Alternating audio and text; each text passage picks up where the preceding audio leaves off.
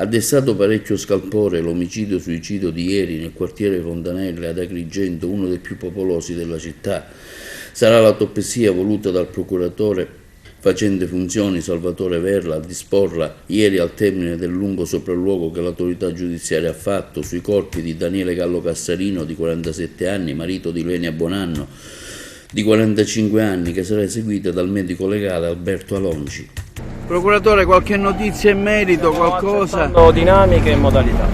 Faremo l'autopsia su tutti e due i cadaveri. Uccide lei e lui poi si toglie la vita più tardi? No, dobbiamo mettere in fila i fatti e l'autopsia ci aiuterà a farlo. Grazie. Un commente, procuratore. A dare il primo allarme è stata la titolare del negozio dove lavorava Ilenia, che vedendola ritardare ha avvisato i familiari. Il figlio della coppia si è recato così immediatamente nell'abitazione, ma non è potuto entrare in quanto la porta era bloccata dalle chiavi appese all'interno della serratura. Così lo stesso è entrato dal retro dell'abitazione, dove ha potuto constatare purtroppo la morte dei due genitori. Sembrerebbe che Elena sia stata strangolata dal marito e non, come si era pensato in un primo momento, accoltellata. Il marito invece si è impiccato nella camera da letto. Elena era molto conosciuta in città in quanto lavorava come commessa in un noto negozio di telefonia di Agrigento. Sembrerebbe che nei giorni addietro erano state parecchie le liti tra la coppia, che molto probabilmente erano dovute anche alla perdita del lavoro che il marito aveva spontaneamente lasciato senza apparente motivazione, quindi senza poter usufruire della disoccupazione. Un omicidio-suicidio che forse si poteva evitare, a detta dei tanti che ieri sono stati presenti dopo l'accaduto davanti all'appartamento. Nelle sere precedenti anche l'intervento delle forze dell'ordine. Sarà ora l'autopsia a stabilire la dinamica del fatto criminoso. Avvocato Schifano, purtroppo ad Agrigento si è verificato un fatto grave, un omicidio-suicidio. Una mamma, una moglie ha perso la vita e poi il marito si è suicidato. Fatti che sembrano lontani a vedersi in TV, ma purtroppo oggi è successo anche nella nostra città. Ha detto bene, questo drammatico fatto di sangue sicuramente ha sconvolto la comunità agrigentina e quella nazionale, ma soprattutto quella agrigentina, proprio perché non ci si aspetta mai che questi fatti possano accadere al nostro vicino di casa o comunque a chi vive accanto a noi. Se questo è successo, evidentemente abbiamo fallito come istituzioni, come centro antiviolenza, come società in generale. Per esempio, apprendo dalle notizie giornalistiche che i vicini di casa avevano sentore di questi litigi, di queste urla, di questa violenza, e comunque che esisteva in quella famiglia un problema di maltrattamenti, e purtroppo non hanno sentito quel dovere civico o morale di fare una segnalazione. Noi come centro antiviolenza abbiamo cercato da sempre di far conoscere che esiste, il nostro servizio è fatto anche per questo, per segnalare situazioni di disagio, di maltrattamenti, garantendo l'anonimato.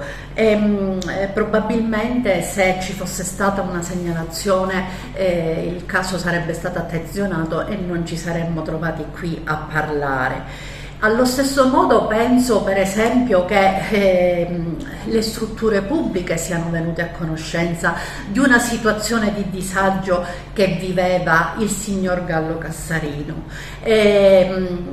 Ho appreso che assumeva degli antidepressivi, quindi questo che significa? Significa che è passato da un servizio di salute mentale, da un medico che gli ha prescritto questi antidepressivi. Perché non è stato attenzionato?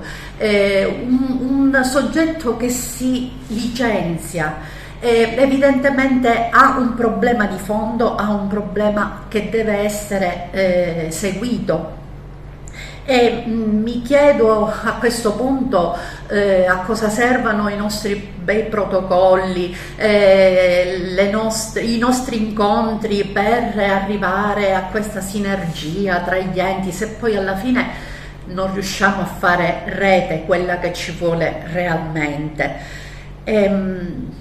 Anche un'amica, un parente che probabilmente sapeva di questa situazione che viveva la famiglia, però forse noi pensiamo sempre che questi fatti vadano, i panni sporchi vanno lavati in famiglia alla fine, no? Senza capire che invece sono fatti che riguardano tutta la società. Penso a questa famiglia distrutta, penso alla vita rovinata per sempre di questi figli. Facciamo un appello ai tanti che ci ascoltano, che magari si possono trovare in condizioni similari, a chiedere aiuto, al telefono aiuto. L'occasione è giusta, bisogna capire che fare la denuncia probabilmente è l'unico modo che può evitare queste situazioni drammatiche. La povera Ilenia probabilmente non ha capito che doveva chiedere aiuto e non dico in generale diciamo frasi fatte che sentiamo da sempre: dobbiamo denunciare, dobbiamo cercare di capire, di stare vicino alla coppia che si separa. Questo è un elemento secondo me determinante quando in una famiglia si vivono situazioni di violenza, di disagio, di maltrattamenti, situazioni che evolveranno sicuramente in una separazione. Noi dobbiamo intervenire prima, non quando si arriva davanti all'autorità giudiziaria, ma dobbiamo cercare di aiutare questa coppia che ha manifestato la crisi e che deve essere aiutata, perché la separazione è come un lutto, va gestito, va metabolizzato, va gestito questo distacco. E quando questa gestione avviene con odio, con rancore, con rabbia, si arriva alla violenza e all'escalation purtroppo dell'omicidio.